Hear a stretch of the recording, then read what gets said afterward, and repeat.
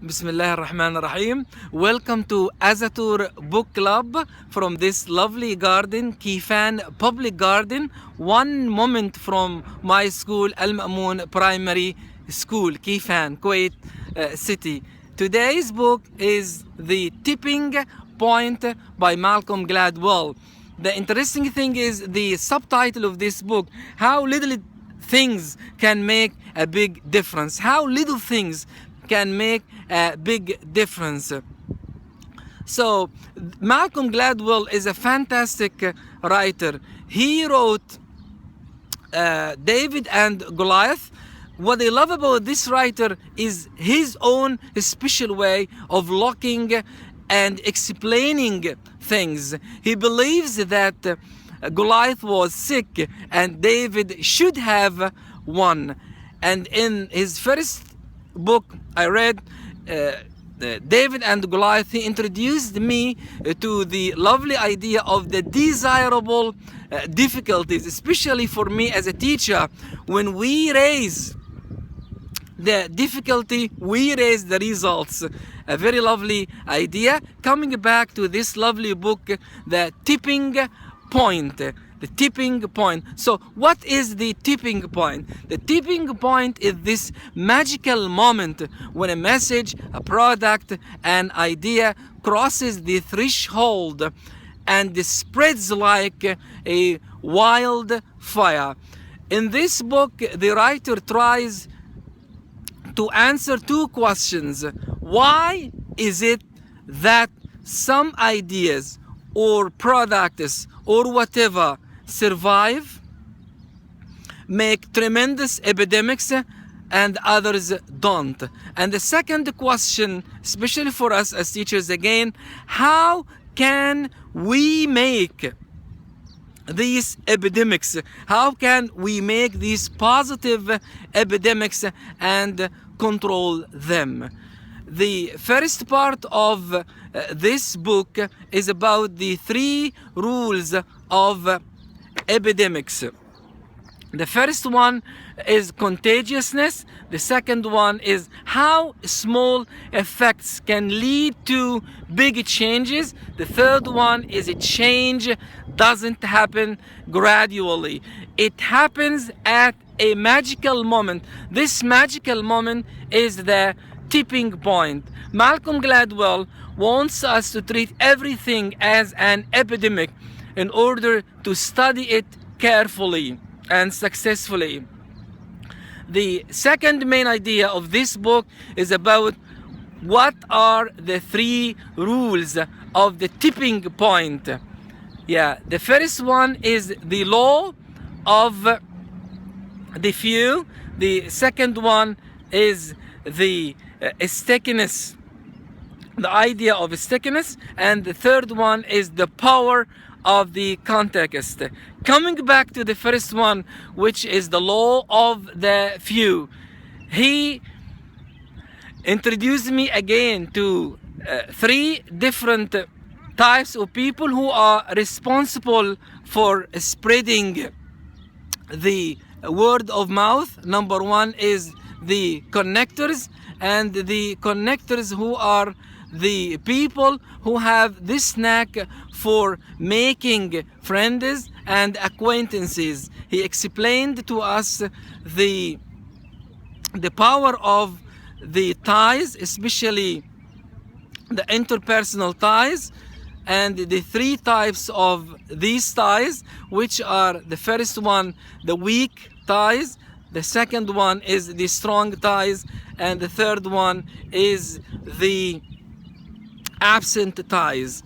He stresses on the importance of the weak ties because from these ties we can get information. We cannot get enough information from the strongest ties. Of course, these ties are related to friends, and our friends, most of them, they know what we know, and they are moving in the same circles as we always do. So the first one are connectors, and we, our teachers, must be connectors. The second is mavens. The mavens has this Yiddish explanation, or this Yiddish origin. Yeah, it means that the one who accumulates information and knowledge. So the maven is the person who knows many people, many places, many products. But the difference between the maven and an expert is that a maven gave us the information out of love. An expert speaks about cars. So an expert about cars will speak about cars because he himself loves cars. But a maven loves us. He wants us to have a good deal, to buy the best car for the best price for us. So the maven provide us with the idea. The connector spreads this idea, and the salesman is the people who have this skill of convincing others, of persuading us. And he talks about also about the power of non-verbal messages, and we always convince others by these subtle and very hidden messages, things that we cannot convince. Why we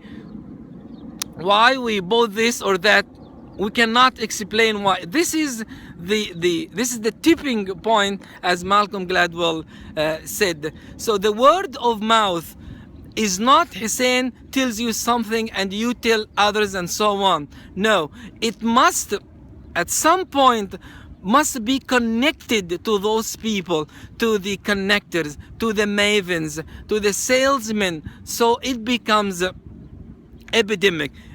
It will become like a virus. It will spread contagiously. And the second part of or the second rule of the tipping point is the stickiness factor, and this is truly related to us as teachers. How can we introduce our classes, our lessons to be sticky? The stickiness factor. He introduced me indeed to a marvelous programs. The first one is the Sesame Street, and the second one is Blues Clues. Through these two programs, we can teach our pupils reading, segmenting, and blending. I still remember one of the episodes of the Sesame Street about introducing letter W. It's amazing how we introduced the letter W through a wonderful story about this strange lady with a wig and a windy weather in Washington, not in Wafra. Her name is Wanda. Yeah, yes, it's a wonderful story. The interesting thing in this video, I will add a link to a document, a Google document. In this document, we will see all the links to these videos, and the document is interactive. One click, you can go to Sesame Street, to the Blues Clues. The idea behind the Blues Clues is every episode is formed around a paradox, about a problem, about a puzzle, and you have to search for the clues from the dog. The dog is blue, of course, and you have to solve these problems, these challenges, these puzzles through the three clues of blue. And there is a wonderful thinking chair. You can sit on it and figuring out what is the true solution of the problem. The interesting thing about the Blues Clues, he teaches our students how to think the way our pupils, our students prefer thinking. So it's a lovely and wonderful program for us as teachers. The third principle of the rules of the tipping point is the power of the context.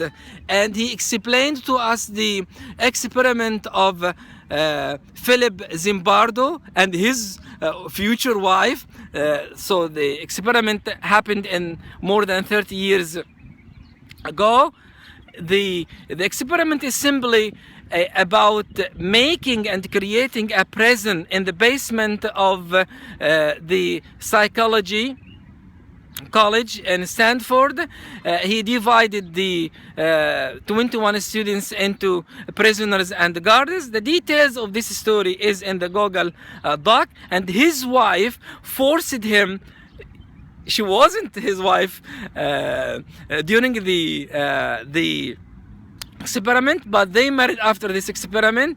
His wife forced him to stop this experiment. The idea behind this experiment is to have a concrete proof about the power of the context, a power of the immediate environment. And we always, unfortunately, underestimate the power of the context and overestimate the power of the personality traits.